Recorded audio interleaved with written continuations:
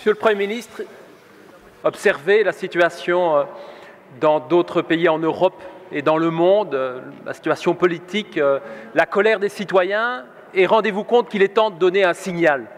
Un signal à ceux qui veulent davantage de justice fiscale, que les revenus du capital, les revenus de placement contribuent un peu, et pas seulement les travailleurs, au financement des fonctions collectives.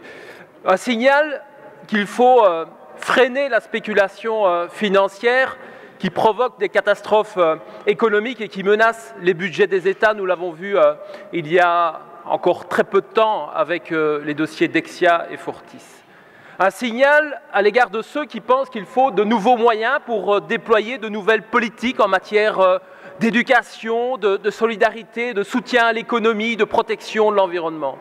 Et un signal à ceux qui veulent que le projet européen redémarre autour de combats concrets et positifs. Et ce signal, il pourrait être donné si mardi, la Belgique, par la voix de son ministre des Finances, sort de son attitude hypocrite par rapport à la taxe sur les transactions financières.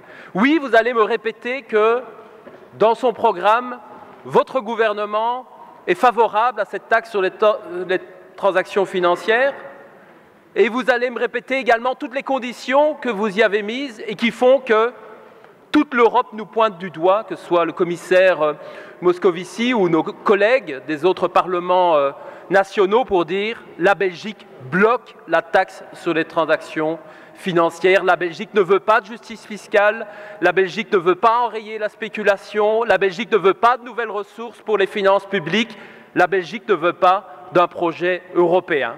C'est leur conclusion. Détrompez-les, Monsieur le Premier ministre, et exigez de votre ministre des Finances qu'il donne un signal positif pour cette coopération renforcée que nous appelons de nos vœux pour relancer l'Europe, pour relancer la justice fiscale.